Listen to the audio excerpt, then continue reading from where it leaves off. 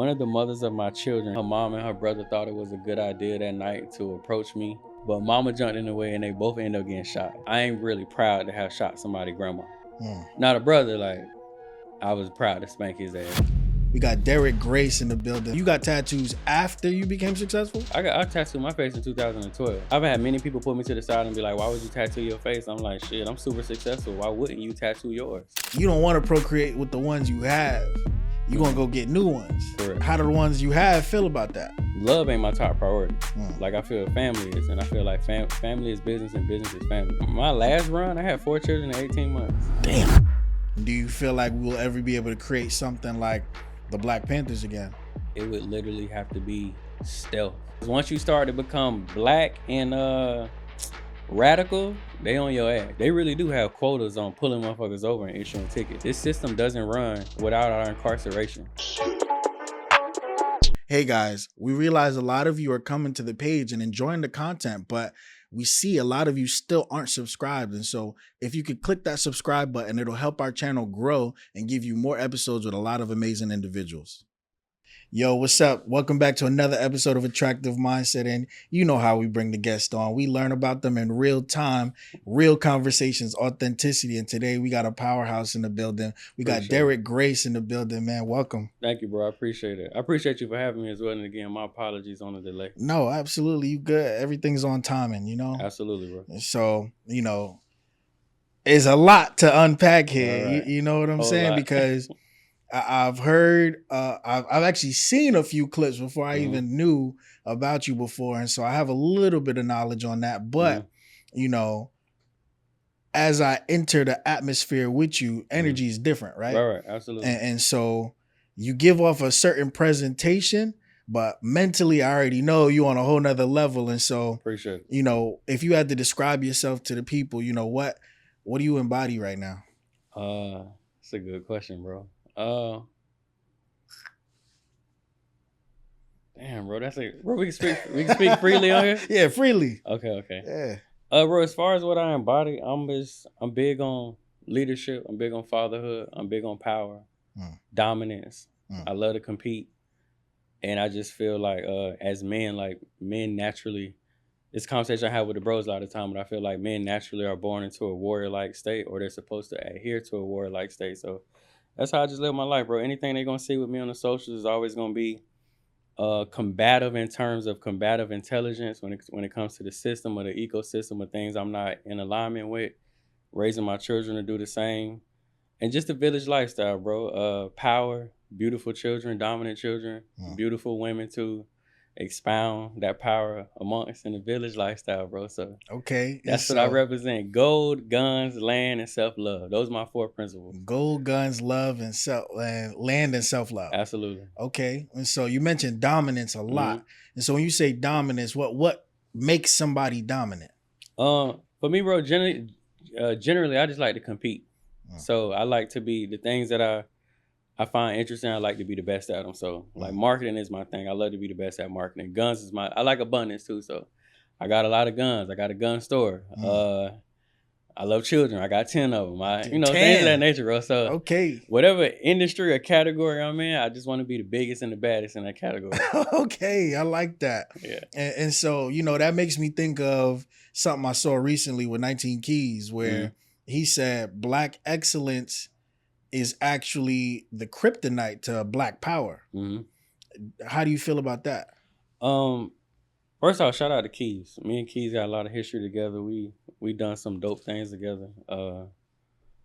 Yeah, me and bro got some great memories together. Well, bro, I'm not gonna lie. I saw a snippet of what you're saying, but I didn't really see him expound on it. So do you know, like? And so he was basically saying, or like, you know, Black excellence, we've been held in such a position of Black excellence that, you know, yeah, we've had more millionaires than ever, but it's not actually empowering our community. It's not changing our community. No, bro, now that I agree with, because I do feel like that excellence standard may put us in a place where we want to adhere to certain things, or we want to like emulate what we see or what we think is success.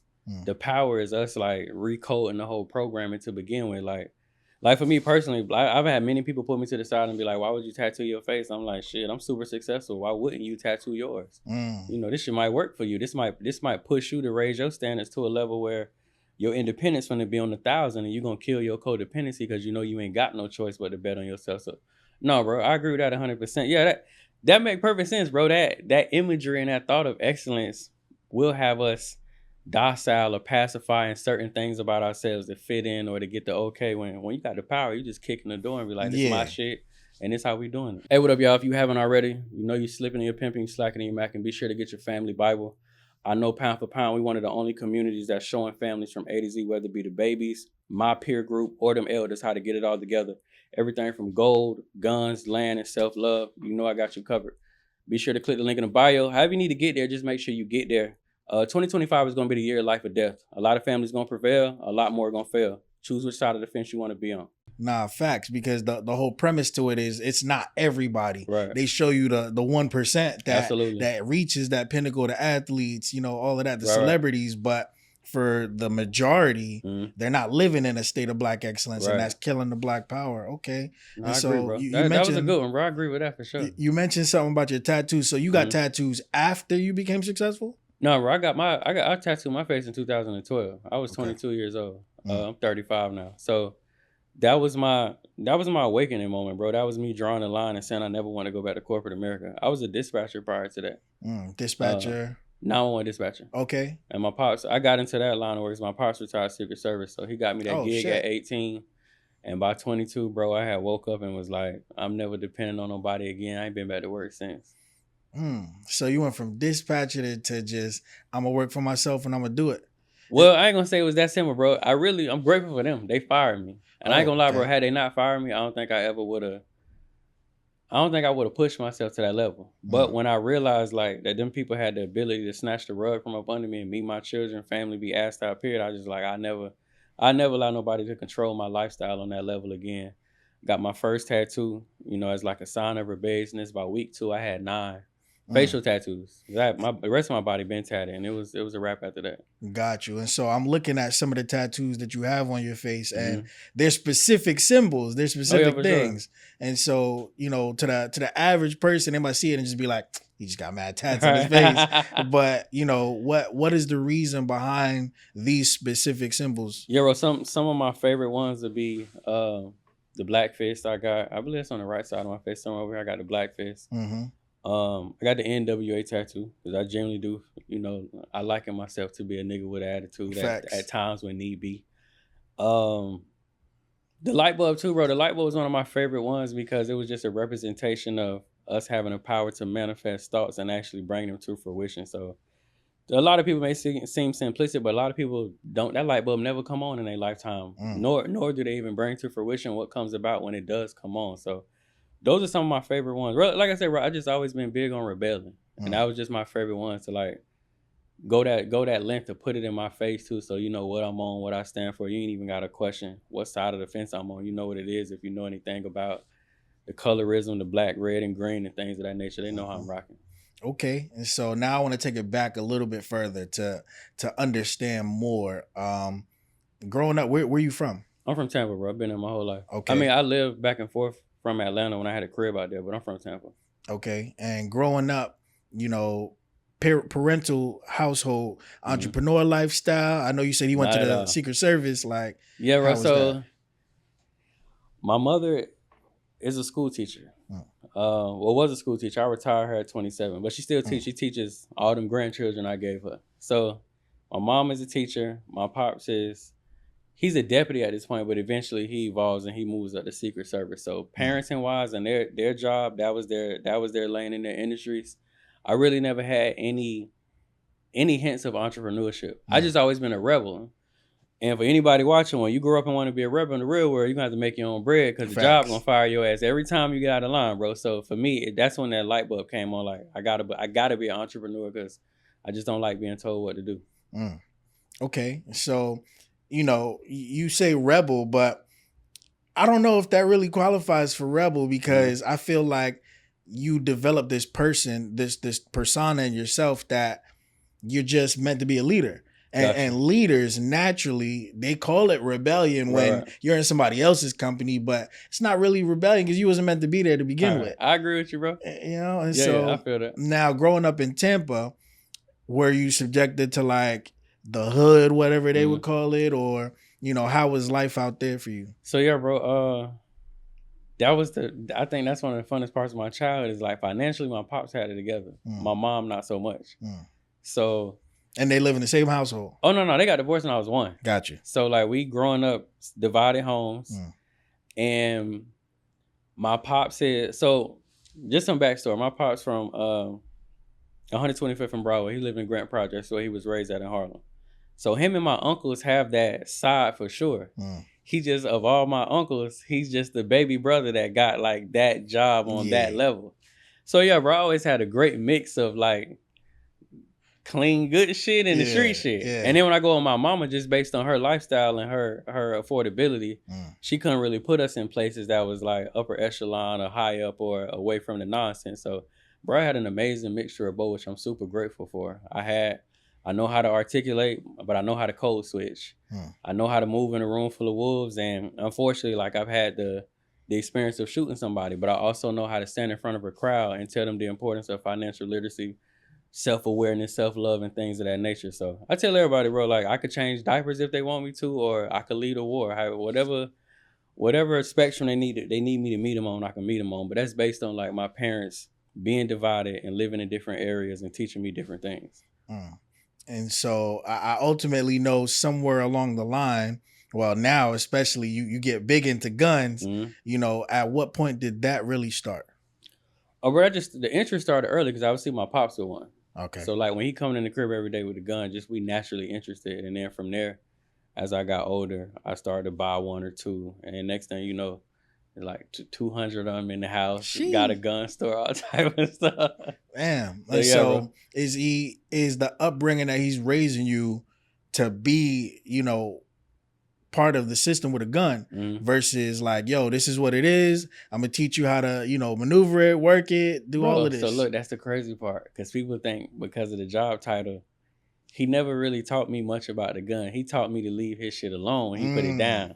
We never had, as a child, as a man and an adult, we've been to the gun range a million times. Yeah. Bro, my mama is the one who really like had more of a survival mindset. And I think just based on like her dollar amount where she was living, my mama was more like, you know, with the street shit per se, and taught me like how to move with the wolves. So got you. Bro, I ain't gonna lie, it was a great dichotomy. My daddy showed me and taught me what to do, and by watching my mama actions, I also learned what not to do because I saw the mistakes she made and working 3 jobs and living in 3 different apartments in 1 year, and I just was like, I'm picking up lessons from both. Yeah. Okay, and so, you know, on the route through school, because I know how school was for me. And for me, hated it. I got expelled in 11th grade. So it was one of those things where my family tried to take us out of the hood. You know, I grew up in Brooklyn and they took us to Long Island where they thought it would be better. Right. But everybody that was trying to escape the hood is bringing themselves and they hood ass kids to this area they ain't trying to escape. And so I probably did worse out there. And I fought teachers, got expelled, you know, went through a whole bunch of different shit. Yeah, got shot early, got gang involved early. And, you know, it led me to going into the military, you know, and deploying. And that. Oh, where you went? I went to Bahrain and Kuwait. Okay. Yeah. And so, you know, life changed for me with that, especially with fight or flight. Right. It was different than the streets, but, you know, a lot of people would say, oh, you go on deployment, it's scary. But I was honestly more scared in the streets because I didn't know where it was coming from. But over there, I know where it's coming from. Right. And so you going through school, what was your friend group like? Bro, literally, I done had 2 friends my entire school history, per se. I stuck with my older brother. That was my closest friend. But other than that, bro, I ain't really have friends. I was always a loner, always solo. I don't know, bro. I like the girls, but I stayed away from the dudes. I really wasn't interested. I was either around them or solo, but I ain't have a lot of friends growing up. Got you. So you would say you're more introverted? Absolutely. Okay. Yeah. And so did you ever fuck with things like anime, you know, that kind of vibe? Nah, bro. I ain't gonna lie, bro. My older brother was very troubled as a child. And like I looked up to him, that's what I want to be like. So I'm running behind him doing like right, we having a conversation with people now, they be like, what cartoons you was in? So I'm like, man, I remember Batman and the Animaniacs. Other than that, I don't remember much. Like we was outside just being badass kids. So nah, bro, I ain't gonna lie, Three Ninjas, stuff like that. I definitely was big on ninja. I took karate as a kid. I used to love like, you know, thinking I could beat somebody up with the karate moves and whatnot. But nah, bro, I wasn't into a lot of. I ain't gonna lie, I missed my kid phase, and I find myself now like trying to relive some of those things and overly hang with my kids because I missed that phase. Yeah. Okay. Did you ever go to college? I tried, bro. I got like 2.5 credits and was like, I remember the professor talking crazy to me, and I was just like, man, I need this shit. I left and never went back. Gotcha. Okay. So what was your next move after you like, I'm not doing the college life, you just start going into work life? Yeah, I went, so my pops, that's when my pops got me the job as a 911 dispatcher. Okay. Which at 18, that was a dope job. We making like almost 30K a year as an 18-year-old. It was dope. It had great benefits and all that. But when, like I said, when they fired me, well, when they first they suspended me indefinitely for 3 months, and then they fired me. So what they suspend you for? Bro, they say, allegedly, they said I called out on a holiday. That's true. I did. I called out on Thanksgiving.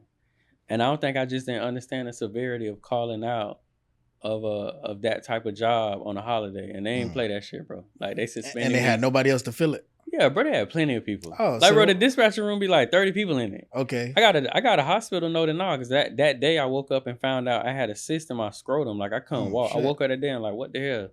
So I call in. They hit me back like 2 days later and was like, hey, don't worry about coming in Monday. I'm like, well, what that mean? They eventually hit me back and like, we got to suspend you until we investigate. I'm like, investigate what? And they was like, we got to make sure this is a valid blah, blah, blah. So they suspended me Thanksgiving 2011, and they held out on me to February of 2012. And after that, bro, like, I ain't gonna lie, bro, I thought I was getting my job. I'm eager. They like, look, Monday, come dressed. I'm like, finally, man, I ain't been making no bread. Yeah. And bro, I just remember opening the door, and it was like 8 of them at a table, and I was just like, man, they about to fire my ass. Facts. And bro, it took 5 minutes. They fired me. They got me up out of there. And I ain't gonna lie, bro, I remember I got in the car with my pops.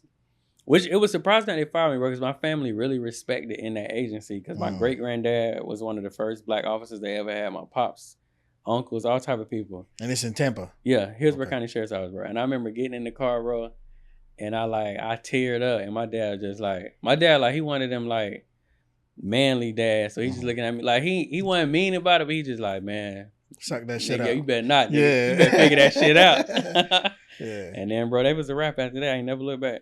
Okay. And so how long were you actually operating as a 911 operator before that? 5 years.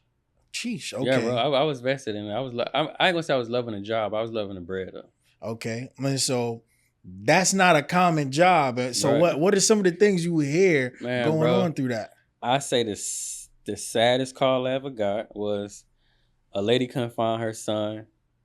She calling us scrambling like, I don't know if he went out the front door or the back. I just came home, he not home. And while she going through the crib, she find him hanging in the closet. Her boyfriend killed her son while she was at work. Damn. Worst call, bro.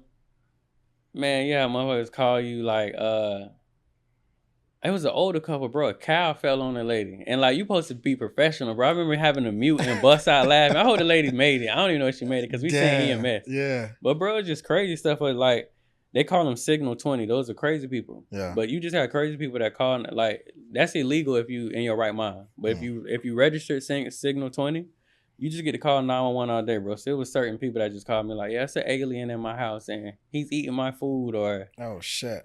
Somebody shot me. We sent 30 police and the lady on the porch like laid out sunbathing. So it was a couple crazy people, bro, that they just have free will, and they don't really have no family or nobody care about them. So they just call 911 all day and make up shit, and the police rush out there. That's crazy. And then eventually they'll Baker act them, put them in the home for a little bit, and then they pop back out and do the same shit again.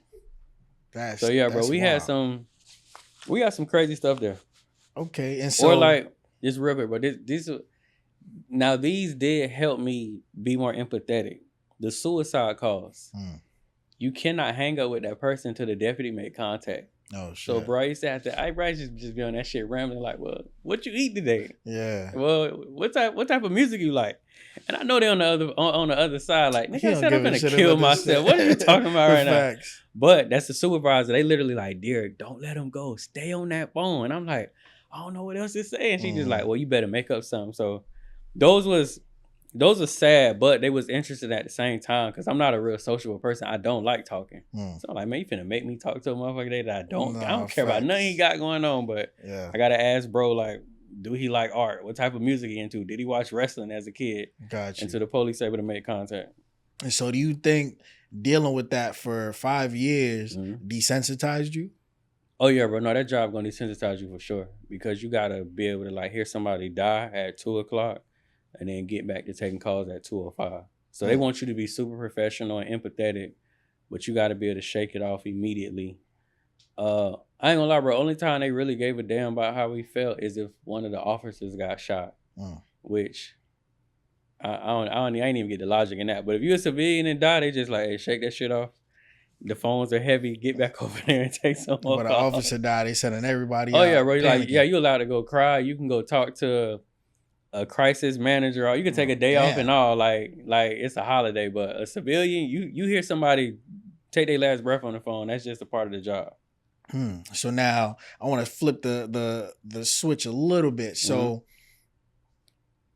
can you tell whenever it was like, it's going to sound a little fucked up, but like white people problems versus black community problems? Absolutely, bro. You have people and like the responses to it. Did you see any major differences in response? Bro, that job was one of the biggest things that pushed me into the line of work I'm in to this very day, because I realized like culturally we don't understand the trap. We be thinking we do, but they really do have quotas on pulling motherfuckers over and issuing tickets. They have jail quotas. Them motherfuckers really like, they do this thing called roll call every morning. Bro, they be super excited to go lock our ass up. Like they come in, coffee, donuts, energy drinks, they hype. What we doing? Let's go get them. They like literally huddle up. We gonna do speed traps over here, or bro, I done seen like real bulletin boards where like they thoroughly enjoy locking our ass up. Like it's just it's a game for them. It ain't. I don't even think, for some of them it ain't even a job. It's just like the sport of like how many can we catch today and lock up. So hell yeah, bro. That opened my eyes to a lot, and it just made me realize like these conversations got to be had, because culturally we have no idea like. It really is an intentional trap. This system doesn't run without our incarceration. So it's vital that they lock up as many of us as they can so they can monetize each body. Nah, that definitely makes sense. And so now you get fired from the place. At what point do you start picking up on a lot of these more spiritual symbols? Because that's what a lot of the tests that you have are more spiritual based. Where do you start taking that journey? So, bro, when I got fired, only thing I had left was, it's called 403B. It's like another version of 401k. They gave me like $1,100 out of that. And it's a page on YouTube, bro. It's called mycomeup.com. I don't even think they add content no more, but I watched a video with Will Smith, another one Mike Tyson, another one with 50, and Eric Thomas. And, bro, like, I ain't gonna lie, them videos like was so mind-blowing and moved me so well that I literally woke up the next day and became an entrepreneur. I took my last couple $100. The young lady I was dating back then, shout out to her. She's still mad at me to this day because I was supposed to come back. She literally told me, like, you made all that money in life and never came back. But she told me I can keep the $1,500. Say less. So I did send the $1,500 back. But I was like, what you want?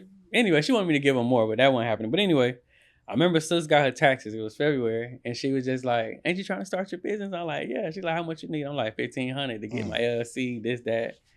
And bro, she gave it to me. And I spent that last money establishing everything. And like literally 13 years later, this is where we at. But yeah, bro, the spiritual side just came from really just mustering up my own energy and my own willpower, because my discipline was trash back then. That's why I say I'm grateful for them, because bro, I wouldn't have been an entrepreneur if they hadn't fired me. I know I would have settled in, got cozy, and that daily life, twice a year vacations, this and that, and called it a day. But spiritually, bro, it just put me in a position to be confident in myself, trust in myself, and be like, just kill my savior complex altogether. Like, bro, ain't nobody coming to save your ass. You got to save yourself. And from that point, bro, I just rose up and never looked back. Got you. So with the $1,500 she gave you, what was the first business you opened? Open a retail business, bro. So I used to have a retail. I started out in retail. I wasn't doing books or nothing there. I had a clothing line called Millionaire Bound. I had a plug at Foot Action, a plug at Foot Locker, and the same girl, she not her real aunt, but she worked in the shoe store as well. So basically, I would do pre-orders on Jordans, and then I would make T-shirts that coincide with the colorway of the Jordan, and basically upcharge on the Jordan and force my shirt on them. And I ain't gonna lie, that should be sounding good when I tell the story, but it didn't work for like 10 months. Nobody gave a damn about that shirt. They'll buy the shoe and be like, man, we're not putting this ugly ass shirt on. Facts. So I see people out with my shoes, but not my shirt. But eventually, bro, like 9-10 months later, shout out to her, this lady named Sarah McCray in North Carolina. She bought my first ever like 2-for-1 situation. And then I learned then how to really finagle it and make people be attracted to it. But yeah, bro, the 1500, I remember buying a stamp so I could stamp my boxes. I built my little raggedy website on Yahoo. Back then, it was no Shopify, nothing, just nothing but Yahoo dashboard. Yeah. Built it on Yahoo. And like my last 380, I went and did the LLC. And I stayed up like 13 hours straight because I remember it saying on the website, if you mess this up, you got to reapply and repay. And I'm like, I'm broke. I can't repay. And so what year is this? It's 2012. So 2012, okay. Yep. So yeah, bro, I took her. I mean, not took her, but I took the 1500. That's how I spent it, and really struggled the next 9 months. But I learned the game at a high level to the point where I still apply those things to this day. You ever paid for like coaches, courses? Nah, bro. I be telling people that, bro, like back when I started, they ain't even have that. It was the Wild Wild West. You just did whatever. You just had to figure it out. There was no Instagram stories. IG videos was 15 seconds. This back when they had Women Crush Wednesday and they had Vine and MySpace. Yeah, all that, bro. So I be telling my mentees at the time, like, man, y'all lucky. I ain't had no mentors. Like my first LSC was 2011. I ain't know what the fuck to do. Bro, we just had to show up and be like, so what you do with this? Just say some shit and then hit send, and hopefully people gonna like it. Yeah. Nah, that's dope. Okay. And so now at what period do you start getting heavy into guns? So bro, I've always liked them, but I didn't have the bread to go heavy until like 2017, 18. And then 2021, 22 is when we opened up the actual gun store.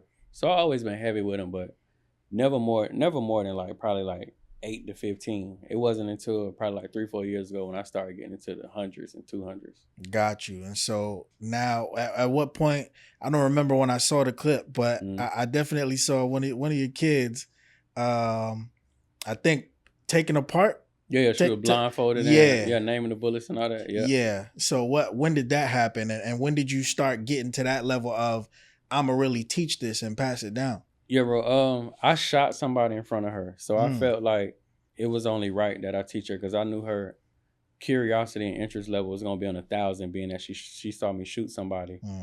That video, I probably say was 7-8 years ago. So she had to be 5 or 6 in that video. But yeah, bro, I started her at 3.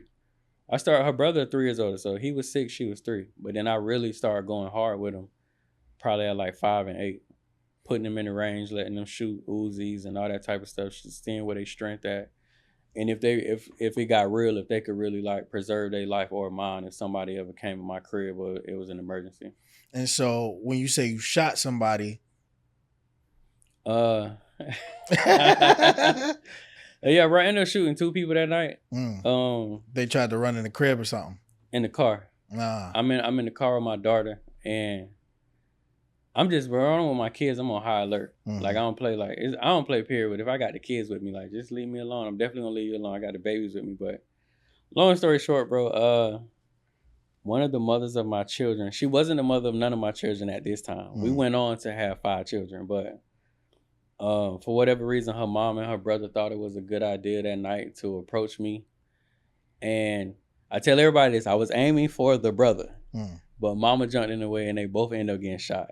And I respected that. I guess, mama's going to save their sons. I guess that movie scene shit, but she ended up jumping in the way and they both got shot. So I always have to get that disclaimer because I ain't really proud to have shot somebody's grandma. Not a brother, like, I was proud to spank his ass. But Facts. Mama, I wasn't trying to shoot mama. And it wasn't like fatal. No. Mom ended up I gotta stop laughing when I tell this story. The mama lost her finger. Oh damn. And the brother, he got shot like shoulder, chest area, but nobody died. They still healthy, I hope, and happily living, I hope. Okay. Do they feel the same way? No, I doubt they feel the same way, bro. I seen a brother twice in the streets, and it wasn't no issue because I would have another story. So I assume like we all right. Mom, she not fond of me. I don't think she ever will be, but she lost a finger. Yeah, I mean, I don't know. I would expect them to respond the same way. You out with your little ones, and I decide to open your car door and think I'm Mike Tyson, and you got a gun in your hand. Like it was bad choices on top of bad choices. Got you. And so now this is where laws come into place. Mm-hmm. Did you have a good understanding of like laws at the time and everything? Absolutely, bro. So there was no hesitation. Yeah, bro.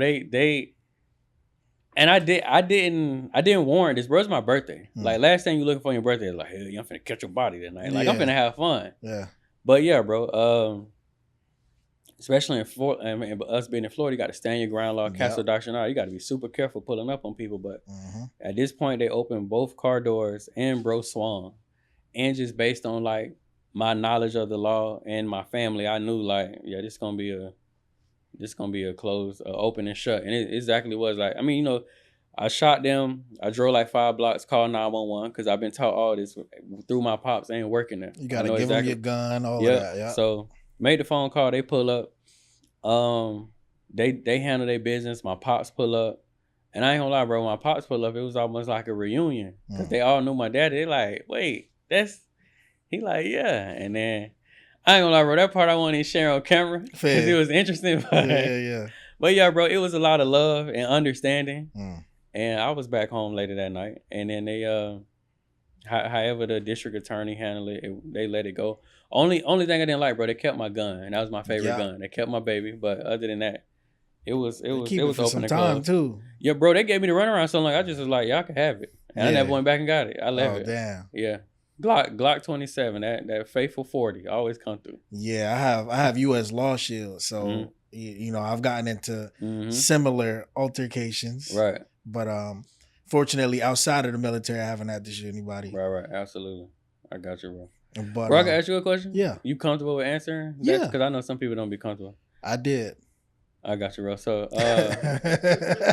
after the fact, bro, like in that, after the immediate, what was that like, bro? Because I remember I went in fight or flight, bro. My chest felt like it was going to explode. I threw up. Yeah. Yeah, it's not as bad because I grew up in the hood. So it's not the first time, but it was one of those things where, you know, I was a tank crewman. So 1812, you know, if that bullet hits you, you see pink mist. Right. That's a whole different. Right. That's a whole different thing. But out there, you know, you don't have a chance to get your head out of the game. And so it's like trying to process emotion all at once. Right. And it's like, damn, you know, but I done seen like big motherfucker stocky and I joined the military. I was small back in the day at 120, you know, and by the end of my deployment, I left like 185 stacked. But I done seen the bigger guys than me freeze up, you know, gotta pull them out the way, drag them, all type of shit. And so, you know, I feel like it unlocks a different side of you because now, you know, and when I first got out, I had to go into the psych ward for a month and a half. And that was just anger. And I felt like I could do it without even thinking about it. Right. You know, beforehand, I still do it. But they'll be like, man, come on. Like, what you mean? You know, now, I talk to people and I have conversations. I'm like, I prefer not because dead men tell no tales. This is what they teach you over there. It's the Marine Corps. Right. You know, this is. Oh, he's in the Marine. Yeah, this is not the Army. Okay. This is not. You know, it's not Navy. This is. You know, it's gonna be one side of the story, and that's it. And so, yeah, I mean, it's not. Some people do get jacked up, but I grew up in the hood, and so it wasn't too bad. But yeah. Yeah, bro. I remember when I called 911. The lady like asked me like 5 times. She's like, "Are you hit?" I'm like, "No," and she was like, "Are you sure? Because you sound excited." But bro, when I tell you I had the worst cramp I ever felt in my life, I'm even thinking like, "What the fuck is going on in my body right now?" Like, It's like adrenaline. Yeah, bro. And it don't know where to go. Right, bro. I'm sitting there, I can't breathe. She's like, "Are you hyperventilating?" I'm like, bro, you know what it remind me of? Like when Jody popped Snoop on Baby Boy, bro. That's how I'm sitting in the car. I can't breathe, bro. I'm trying to tell who I'm at. She's like, "Sir, just calm down. Are you shot?" I'm like, "Nah, I shot them." And so, because what people think is, you know, and this happens a lot too, is when some people start shaking when they fight, or their voice start trembling, that they're scared. Right. That's not fair. That's the amount of adrenaline goes up so fast that your body is not used to it, and you can't contain it unless you're actively put into those type of situations. And so fear is a whole different thing. But when you start shaking and doing all of this shit, start moving inside. And it's like, you know, whatever. If you ate something crazy, like, it's finna come up. Nah, I'm with you, bro. I feel that. But now I was wondering, bro, because I remember I be trying to tell people that and they don't be understanding that part. But I'm like, yo, you would have thought I got shot. Yeah. Like, that shit, fight or flight, is real. You look like it's like calm but steady panic. Right. Bro, I remember when the gun went off, bro. It was like some Matrix shit. Like, it slowed down. Like, everything slowed, and I just heard pop, pop. And then I see the gun smoke, and I'm just like, oh, shit, I shot him. And I ain't gonna lie, bro, it gave me that same feeling after the fact, which is something that I've been intentional about shying away from. But it did, like, on some combative shit, it definitely, like, told me, like, bro, you got it in you. But I just like, I don't hope I don't ever gotta use it again, though. But I know 100%. I know, like, if it go, I'm gonna go. If it go, it's gonna go. Right. And that's a good thing.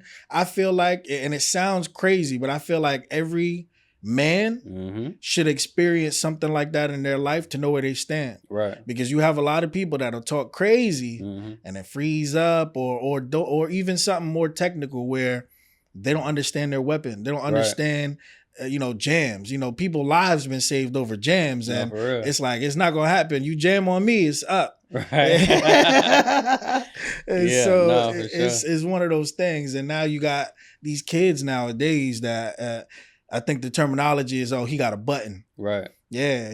So it's like, is it even worth it at this point? Bro, I ain't gonna lie. I be avoiding the young guys at all costs because I know I spanked one of them. Yeah. So even when I see him, I was just telling her, I was like, I get anxiety wearing jewelry again. Like, I ain't into jewelry no more because it's just, they too reckless. And way too reckless. I don't want to be responsible for somebody 17-year-old dying because he was on a dummy mission today and he ain't no me, and everybody over here got 3 guns apiece. You're not going home, bro. Nah, facts. Yeah, it's and it comes down to experience and time with your weapon. Like, if we not in the same category, I don't care where you got it from. Right. You haven't been tested with it the same way I've been. Right. And so you could be standing right in front of me. We could be standing together. And you still might miss because you got your recoil, your your breath control, your trigger control, your sight alignment. Like, we don't know where your shit is at. Like, it's already a calculated motion. And no, it'd be funny, bro, because me and her, me and the kids, anybody, we'll just be talking about, like, what if something happened here? I'm like, we gonna get home. They like, how though? And I'm like, listen, it's some shit I got in me I can't really explain to you. I'm gonna get you home though. Yeah. Cause these dudes, I don't even think they ever been like, they ain't been in the field long enough to even know like how this gonna go. This ain't the movies. At all. And you better know how to aim. I better know. Yeah, cause this ain't all that crazy shit they be doing on the gram and TV. This ain't that. And it comes down to holsters even. Like, I was telling my boy Shark the other day too, like, cause I got a Houdini holster. So it's like a breakout holster. So my top is open. Right. All I got is like wrist control now, like, versus people got to do L movements and shit. And it's like, bro, that 2 second, 1.5 second that's the difference right there. And that's all it takes. And people get so caught up in the machine that they don't look into everything else that comes with the machine. Right. Comfortability, where you wearing it, how you wearing it, access. Like, with them switches, bro. I heard the recoil and accuracy is trash. Trash. You gonna be doing all this. I'm send a mass with it. Yeah, and you getting 18 just that button. Right. Something this small. Right. And so it's like, it's a whole different world. So now marketing. You getting into marketing, scaling out of the first business.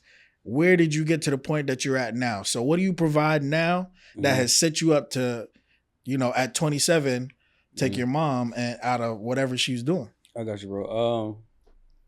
When I really tapped into that, it was when I was demonstrating my homeschool teachings and they started seeing what I was doing with my children. So like, bro, I had my mind set on retail business. I was like, yeah, we're going to take this to the top. The streets and the people really called me to teach because they saw what I was teaching my children, took a liking into it. And bro, I literally like whipped up a curriculum on the fly. Cause I remember people kept asking like, how can I teach my kids? I'm like, shit, I don't know, teach them little motherfuckers. Yeah. But then I'm like, oh, I should make something. And bro, literally, I remember I went on a trip. I took a shroom probably like 3 days later. Came with an idea. I'm like, oh, I'm gonna type this out and then sell it. And I remember it was my daughter's birthday. I think it was her 8th birthday. Her birthday June 8th. But her video went viral with her and my son and me. And from there, bro, I was able to walk away from retail altogether and just lean completely on education. So curriculums, books, board games, speaking engagement, stuff like that. So that's what really propelled me to this level of life. The money, the accolades, the lifestyle, the notoriety was the education. Fire. And now you say you have 10 kids. 10 children, 5 moms. So how's that? Well, hold on. Let me circle it back. You ethnicity wise, what are you ethnicity wise? I identify as Black. My mother, her biological father was Cuban. Okay. He intertwined with my grandma while here on doing work, and had to go back to Cuba. So they never developed. I never met brother. Basically, they never developed a relationship. And my pops, it's some Indian intertwined in there, but Black for the most part. So now, 10 kids, 5 women, child support. None. So one of those moms has 5 from me. Well, 4 technically because our daughter passed last year. So I still count her. So we got 5. Her and I have an agreement on what is to be done per month to make sure her life is situated in the kids. Other mom, or it's pretty much the same. Well, I ain't gonna say the same. The other moms, I take care of my children. I don't take care of them. I've only been responsible for taking care of 2 of the mothers of my children where I really took care of them. That's because I fuck with them on that level. We cool like that. The other ones we cool too, but we ain't that cool where I'm like, don't work, just chill and I'm gonna pay everything. So yeah, I've never been on child support. Great. Okay. I'm grateful for that.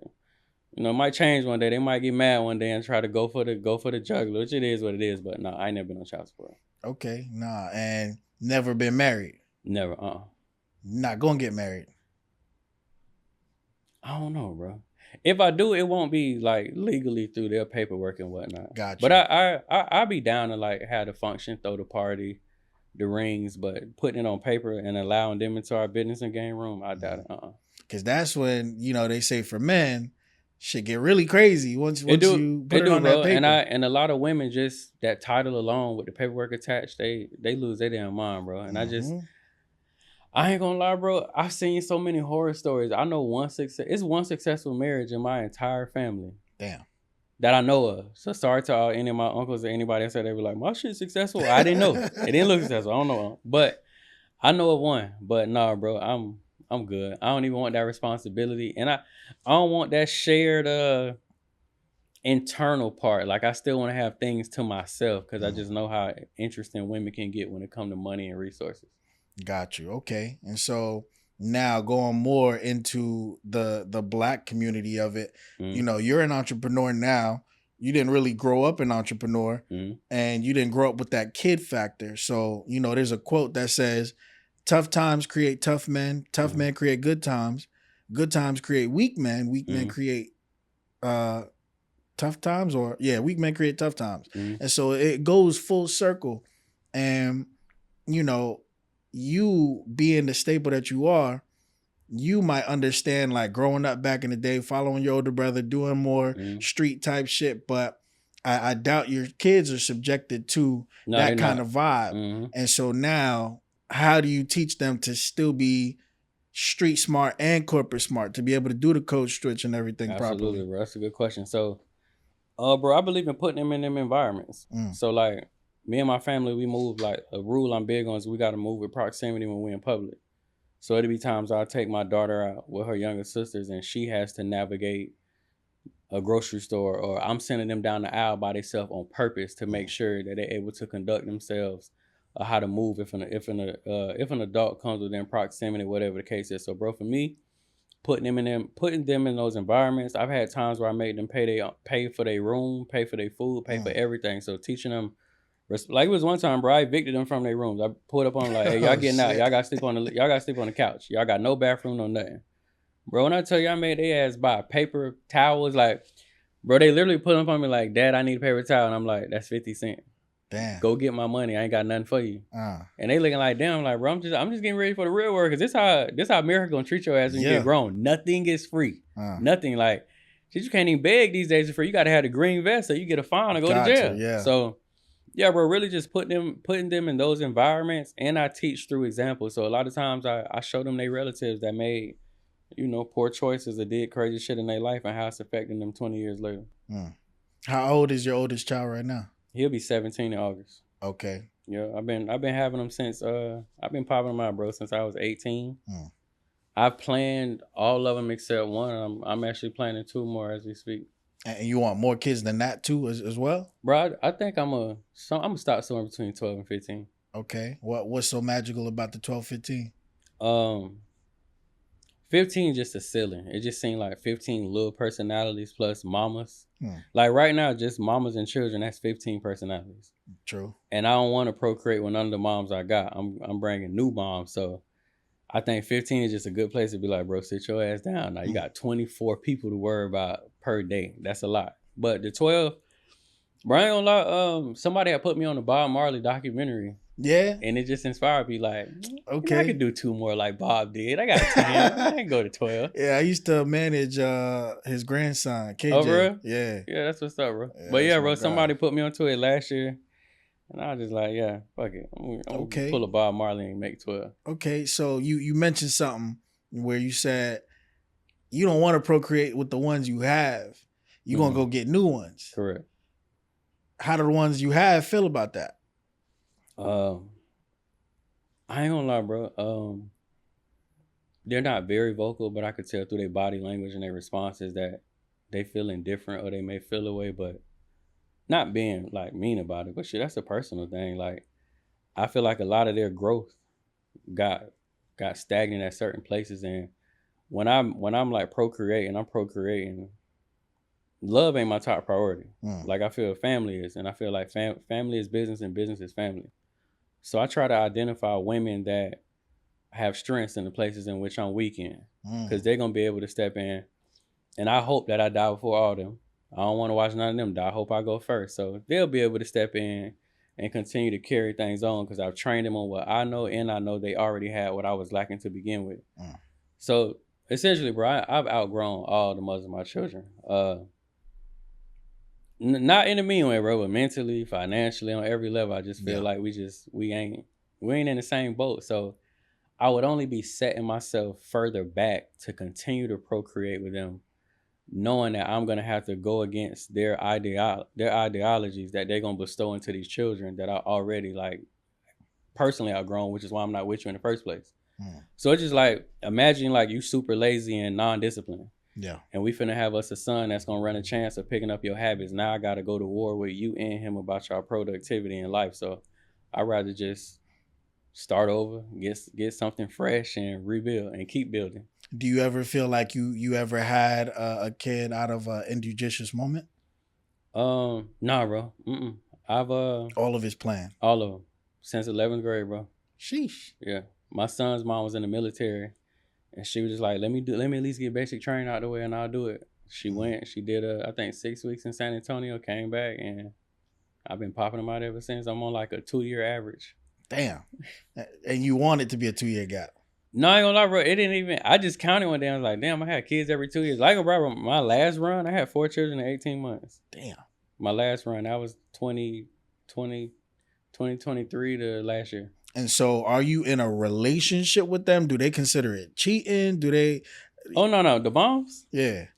No, I ain't in no those moms. I ain't in no relationship with them. Okay. The moms I plan on having now, creating now, I'm in a relationship with them. Okay. But they're very aware of like what I'm on, or like that one right there gonna go with me. So I can't really cheat on her because she gonna be right there with me. Like, oh yeah, she looks nice. What's the address? So it's like poly.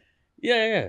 Okay. Yeah. Okay. Hold on. Now I'm under. Now I get it. I understand. What did Lethal Shooter say? I understand. I understand now. Okay. Nah, that makes sense. So, now that all makes me think of something, because you have a lot of intellect and you have a lot of power, obviously, with just finances, emotional regulation, and actual physical guns. Right. Have you received death threats? Bro, it's been years, but yeah, I did early on. I probably got like 3 or 4. It was only one that we had to really take serious because that motherfucker sent me my address. Oh, damn. So that one we took serious. The other ones, it was more like internet, but this dude had DM me. The threat wasn't from him. He just like, bro, he was like, was you at the strip club? So, bro, we at the strip club. I took my whole team out, my lady at that time, my cousins, everybody.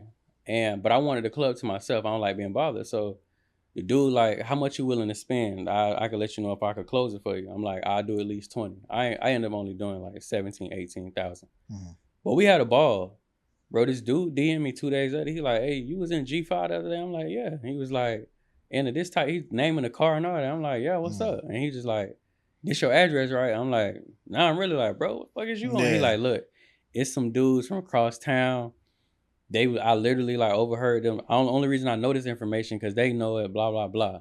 That threat we took serious, and that's when I formed my security company. I got a security company in Tampa too called Grace Private Security. Me and my pops partnered on.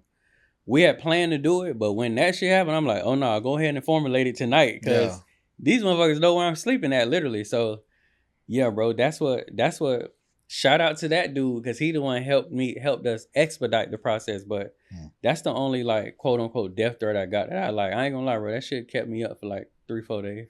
Got you. And so I wasn't even thinking about those kind of threats. I was thinking more so like white people doing what history's always done. Yeah, I got like 3 or 4 from them, but they was all like internet based, and I ain't gonna lie, just like that. It's like motherfuckers banging on the internet. I ain't worried. It was one though. He went hard. He was in the DM like, touchdown in Houston, nigga, I'm gonna kill you, yada yada yada. And I'm just like, all right, I see you in Houston.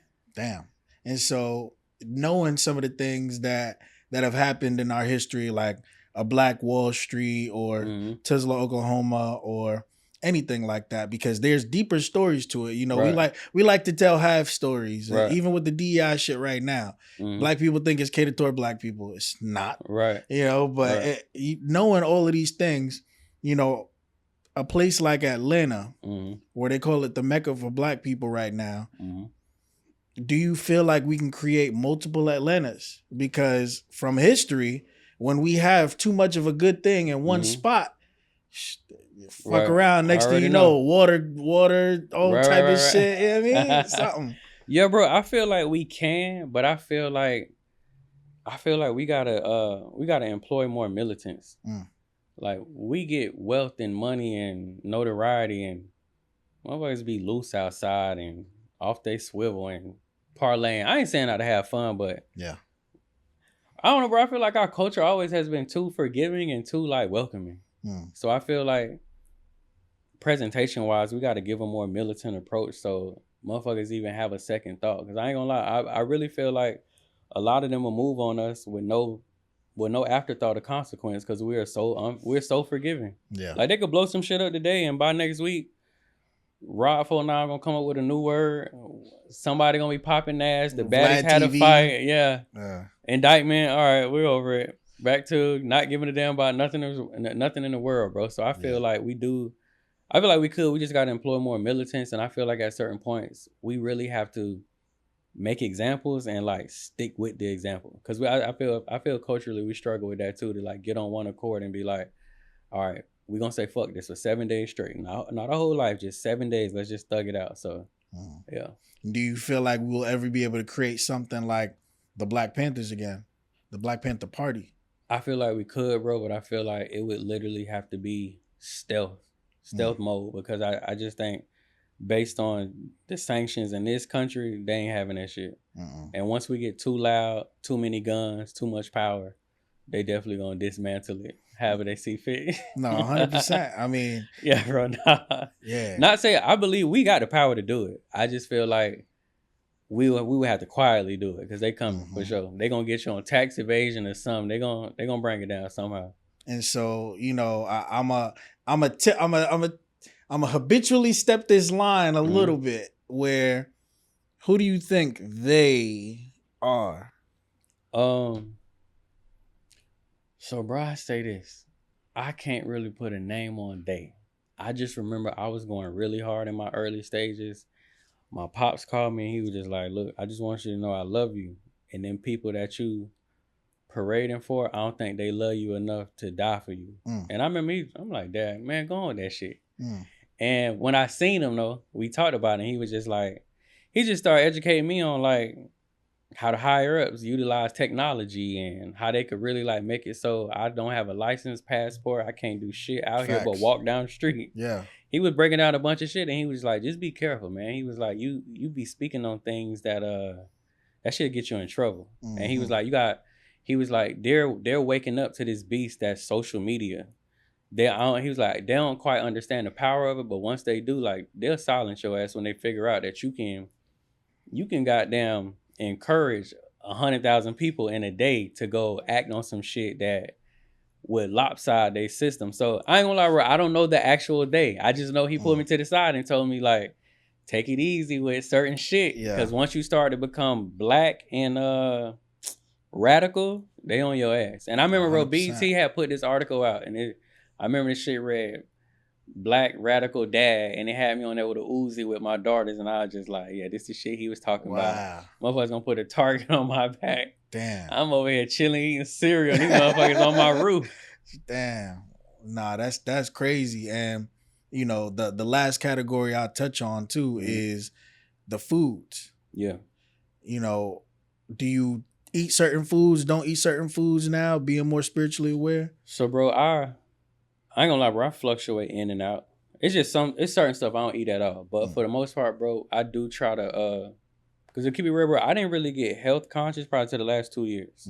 Where I really started saying, like, all right, I got to do better with this and that. I got to fast. I got to be more disciplined. Let's introduce more greens into the diet and XYZ.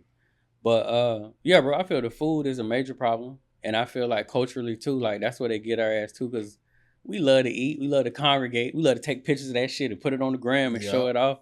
And meanwhile, bro, did you watch Who Cloned Tyrone? They Cloned Tyrone? Yeah. Bro, I done watched it like 9 times, bro. I feel like that movie was one of the loudest but quietest demonstrations of what's literally taking place. So, yeah, bro, these days I am more health conscious about what I eat, fasting, trying to make sure I don't eat nothing till 12, trying to make sure I cut it off at 8, and being health conscious with my kids, too, because I learned that as I evolve, like, all we be doing is just picking up the habits that we were giving as children. And then that shit just goes on for another generation. Like, my daughter just telling them, like, what you ate at your papa? She's like, I had 4 hot dogs. I'm like, what? You had 4 what?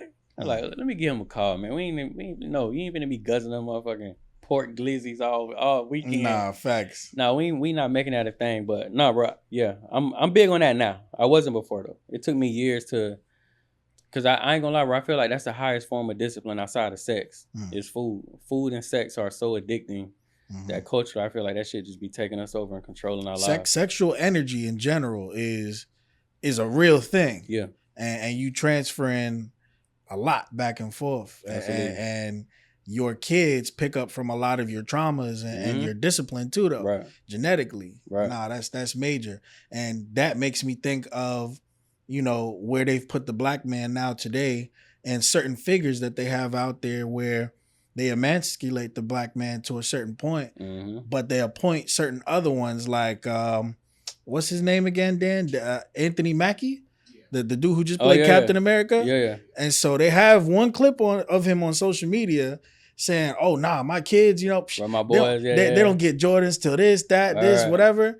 But then if you know, he done did like 3 gay movies and shows and shit. And it's like, that's how you really got that Captain America role.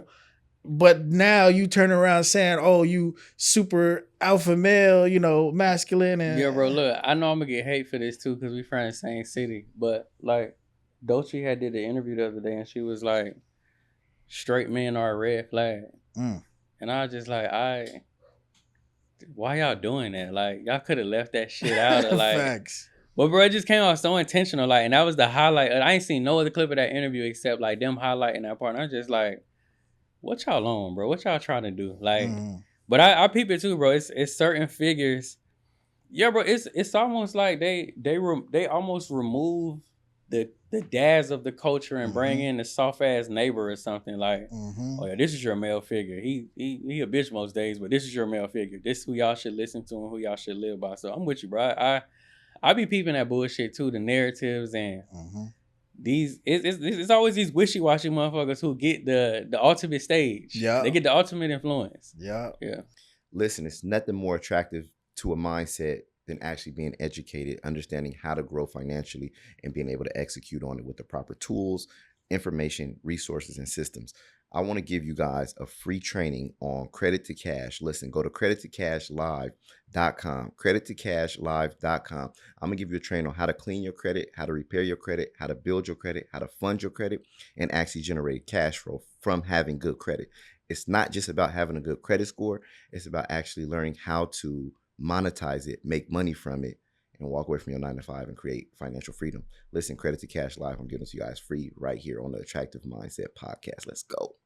Nah, that's crazy, man. Derrick, this was a crazy conversation. Appreciate it. You know, I got to understand you on a deeper level. That's what Attractive Mindset is all about. You know, oftentimes people come on here and we have a lot of entrepreneurs, but you know, most other podcasts go straight into, yo, how do you make money? How do you do this? Like, what's this? But I like to find out about the person because before you do business with anybody, you want to know who you do business with or, you know, who you call a friend. Right. And so I give this platform to people to get to know the person that they're dealing with or, you know, the real behind some stories that you might not see on social media. But bro, we definitely went over some too. I appreciate that. Because these ain't questions that I normally get asked. You know what I'm saying? Yeah. And so I try to keep it fresh, different, and all authentic. This is just coming off the top. And so if people did want to tap in with you more, you know, learn more about guns and your actual platform, you know, where could they do that at? Everything is under Derrick Grace 2 or Derrick Grace 2.